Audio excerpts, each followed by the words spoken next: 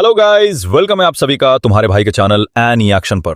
आज हम कवर करने वाले हैं death was better than becoming a hero का एपिसोड 4। अगर आपने इसका पार्ट 1 नहीं देखा है तो उसे जरूर से देख लेना, क्योंकि पार्ट 1 में हमने एपिसोड 1, 2 एंड 3 कवर कर लिया है, इसलिए उसके बिना ये एपिसोड समझना थोड़ा मुश्किल होगा।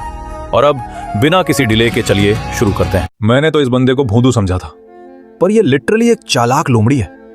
और मैं ऐसा क्यों बोल रहा हूं? तुम वीडियो के एंड तक बने रहो, तुम्हें खुद ही पता चल जाएगा।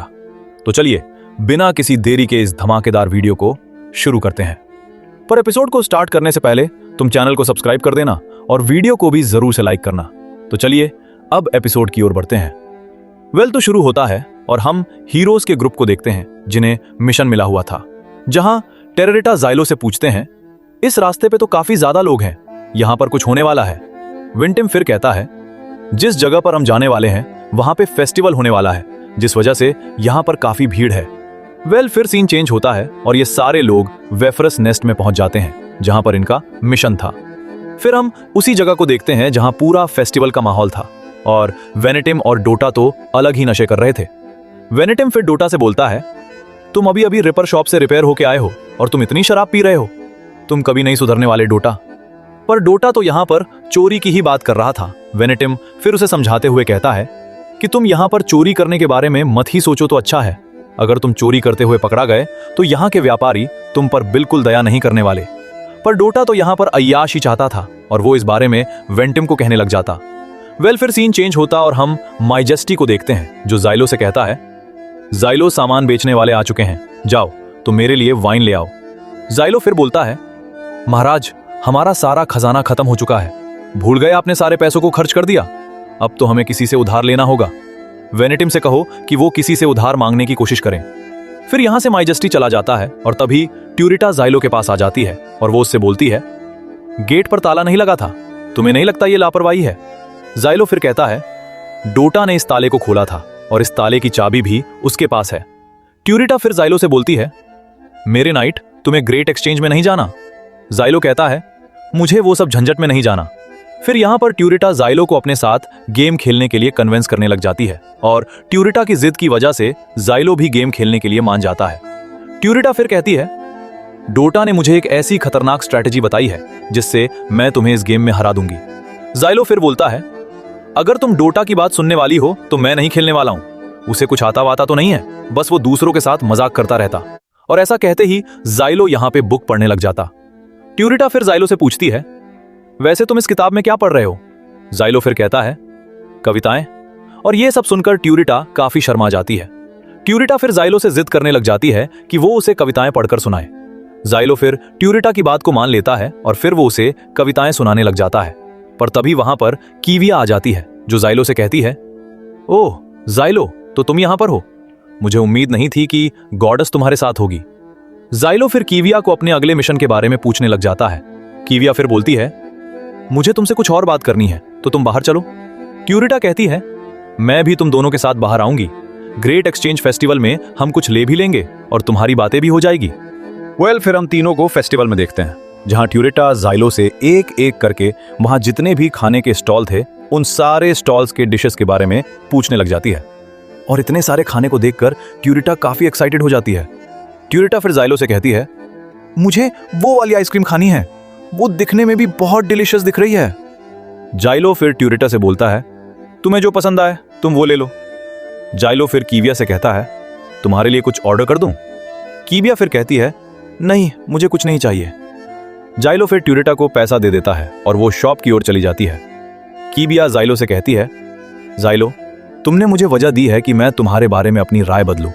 तुमने डीमन लॉर्ड से मेरे साथियों को बचाया और उन केव में जिन वर्कर्स को हम मरने के लिए छोड़ देने वाले थे तुमने उनको भी बचाया, और वो सारे लोग तुम्हारे एहसानमंद हैं। ज़ाइलो को यह सब सुनकर काफी अच्छा लगता है।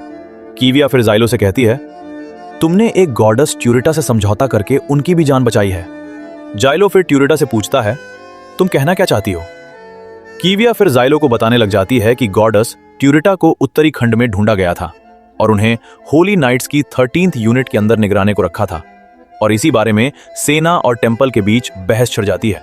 और इसकी वजह तुम हो, क्योंकि जब तुमने गॉडेस को मारा था सेना को लगने लगा कि अगर हम गॉडेस को मार सकते हैं तो हम उन्हें बना भी सकते हैं। तो सेना चाहती थी कि हम गॉडस ट्यूरिटा के शरीर की जांच करें। जाइलो फिर कहता है, शरीर की जांच करें? यानी उसे काटने की बात चल रही है। कीविया फिर कहती है, हाँ, पर टेम्पल ने उसका विरोध किया था, पर जीत सेना की हुई थी। लेकिन अब हालात बदल चुके हैं। बहुत कम समय में तुम्हारे यूनिट ने 2 डीमन लॉर्ड को मार गिराया है और तुमने साबित किया है कि गॉडस ट्यूरिटा भी काम आ सकती है। जाइलो फिर कहता है, क्या उन लोगों ने ट्यूरिटा को कमजोर माना?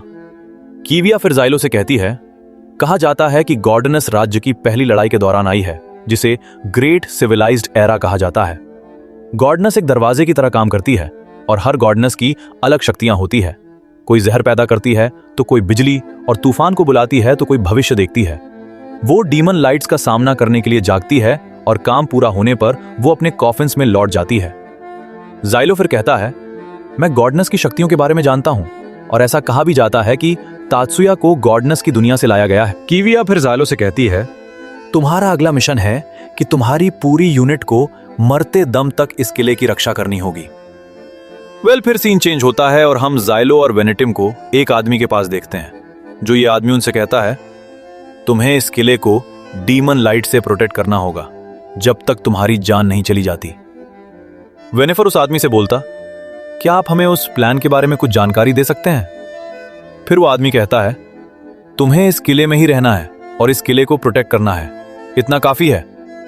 वेनेटिम फिर बोलता है, यानी उन्हें कमजोर करना है। वैसे हम लोग वहां पर कितनी देर रहेंगे?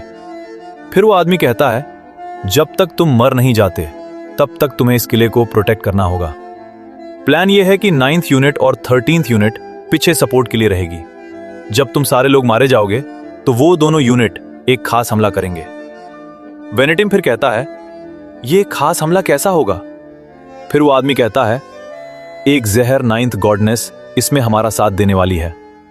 वेनेटिम फिर कहता है, क्या हम उस डीमन लॉर्ड को किले में लाकर बाहर भाग न जाएं? फिर वो आदमी कहता है, गैलेटन इसके लिए कभी आदेश नहीं देंगे। अगर तुम में से कोई एक भी उस किले में से बाहर भागा तो उस सेक्रेट सील की मदद से तुम्हारी पूरी यूनिट मारी जाएगी।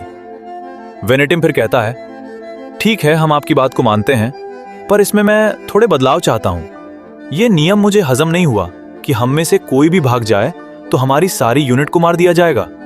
इसका उल्टा असर हो सकता है।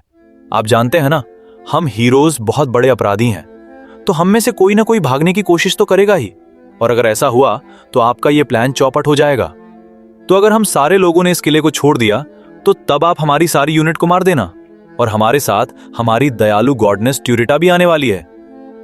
फिर यहां से सीन चेंज होता है और हमें वेनेटिम का पास्ट दिखाया जाता है, जहां पर वेनेटिम को बंद ही रखा होता है। और बेसिकली वेनेटिम अपने पास्ट में एक ठग होता है जो लोगों को ठगता रहता है। फिर वहां बैठा एक आदमी वेनेटिम से कहता है, मुझे वर्कर कॉर्पोरेशन से तुम्हारी काफी शिकायत आई है।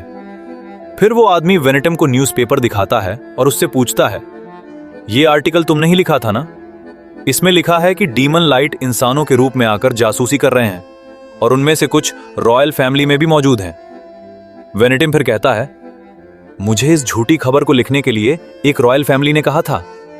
फिर वो आदमी कहता है, मुझे धोखाधारी या तुम किसी को ठगो, मुझे उससे कोई फर्क नहीं पड़ता है, पर तुमने इस आर्टिकल में सब कुछ सच लिखा है और मैं तुम्हें ऐसे तो नहीं छोड़ सकता हूं, तो मैं तुम्हें सजा के रूप में हीरो बनाता हूं। और वेनेटिम ये सब सुनकर काफी हैरान हो जाता है और फिर वो उस आदमी को समझाने लग जाता है कि मैंने ऐसा कुछ नहीं किया था, मुझे तो ऐसा करने को कहा गया था। पर वो आदमी वेनेटिम की एक भी बात नहीं सुनता है। फिर हमें प्रेजेंट का सीन दिखाया जाता है। यहां पर ये दोनों वेनेटिम की बात कर रहे थे। डोटा फिर कहता है, सा काफी खूंखार है। फिर यहां से सीन चेंज होता है। हम एक आदमी को देखते हैं जिसकी किसी के साथ बहस हो चुकी थी और इसी बात को लेकर इस आदमी ने दूसरे वाले आदमी का हाथ काट दिया था जिसकी उसके साथ बहस हुई थी।